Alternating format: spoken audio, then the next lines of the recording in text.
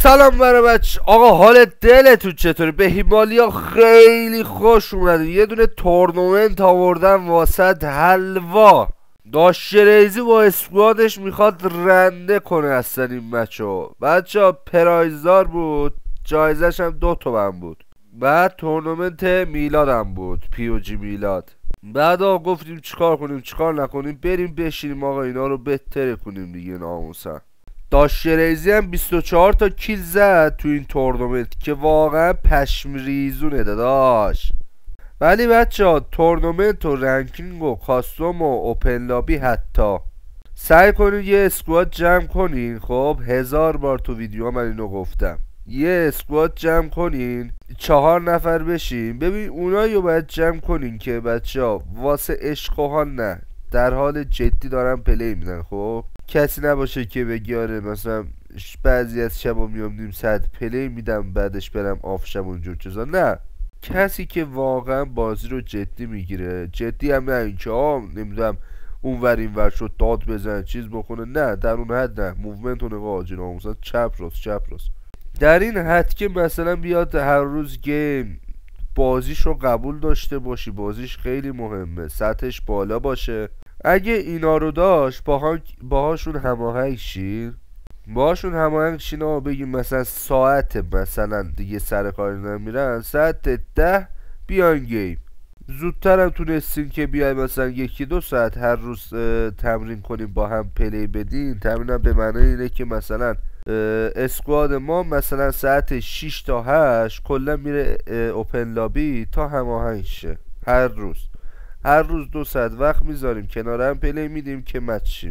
هر چقدر بیشتر با هم پلی بدین بیشتر مچتر میشین، خیلی سختتر میشه زد.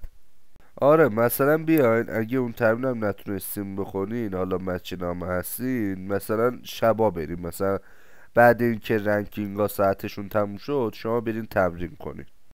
رنکینگ هم ساعت مثلا 9 شروع میشه تا ساعت 12.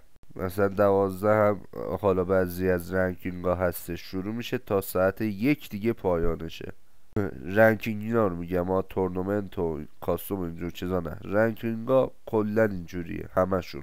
آره یه دونه تگ بزنین، یه دونه کلم بزنین، کنار هم باشین، بریم بالا. قشنگ خیلی خوبه اصلا سطح بازی تو اوپن لابی. فقط اوپن لابی پلی بدی با اسکواد، یعنی یه ماه بکوب پلی بدی ببینی اصلا چقدر رو سبک بازی اصلا تاثیر میذاره. اصلا رنگ چی بود پلی میدادی.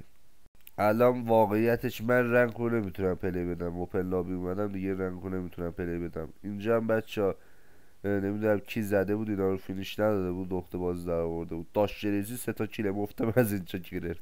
بچه یه چند تا قوانین هم داره همین رنکینگ پلیر و تور پلیر و اینجور چیزا. اگه بخوای بری کلا کاستوم پلیر بشی، قوانین هم که والا باید مثلا اینا رو رعایت کنی تا پلی دادن با رفیقات راحت تر باشه واسط، زودتر مچ بشین و اینجور چیزا.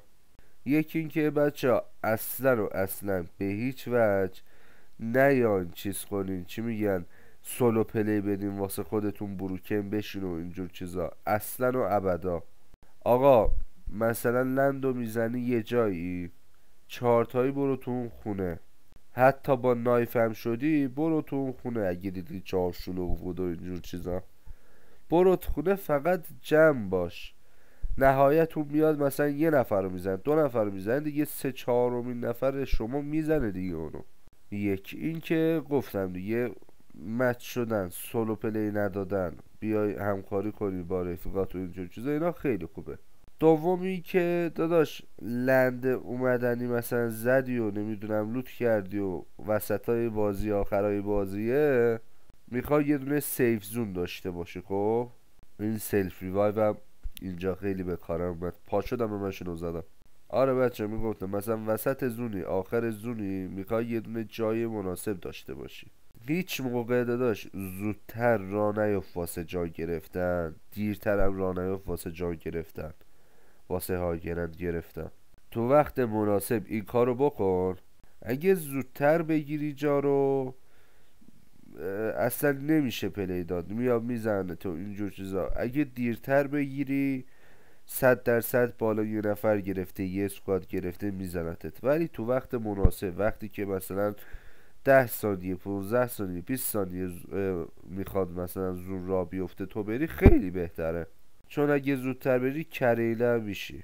خب آقا اینم گذاشتیم. سومی بچه، یه جایی فایتو دادین، اسکواد به اسکواد، مثلا ساکورا فایتو دادین، بعد اینکه فایت تموم شد آقا جا رو عوض کن، اصلا نمون تو همون مکانی که زدی و اینجور چیزا، اصلا. یعنی قانون اینجوریه، مثلا وقتی یه اسکواد رو زدی در جا برو، تموم کردی برو یه جا دیگه، مکان رو عوض کن که به چشمت زیاد نیاد.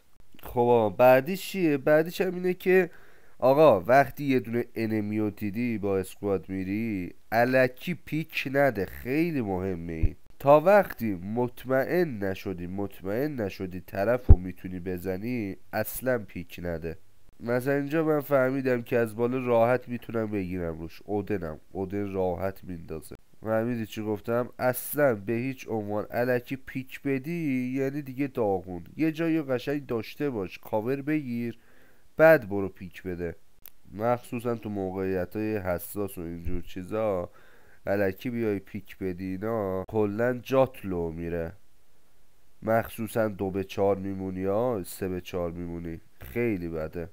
بعدش اینه که بچه ها قانون درست برداشتن، همه نباید اسنوپ بردارن و اینجور چیزا. بعدش هم قانون هم اینجوری که آقا یکی مثلا رایفل اسنایپ بکشه، یکی رایفل شاتگان بکشه، یکی نمیدونم رایفل SMG بکشه، باز مثلا رایفل اسنایپ بکشن، 2 نفر مثلا رایفل اسنایپ باشن، همه مثلا نه رایفل شاتگان بکشن و اینجور چیزا. نه، شاتگان دیدی مثلا میس رفت دیگه کار تمامه.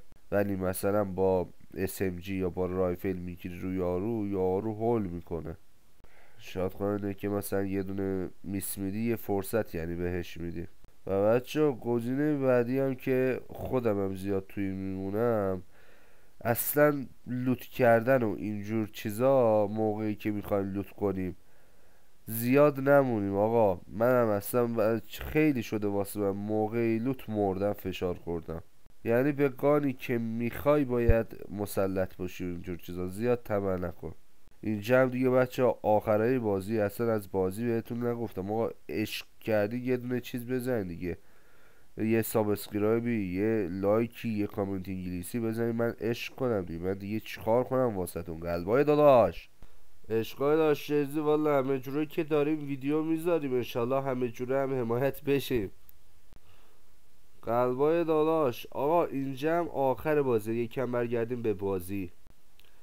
اینجا دیگه اومدیم 4-2 شدیم، اونا 2 نفر ما 4 نفر. آخر بازی جای حساس، رفیقم هم مرده بود، گفتیم کاور بدیم، قشنگ اسمون که انداختم بلندش کردم، اونم درست پایینمون بودن، پشت دیفنس زده. دیدی؟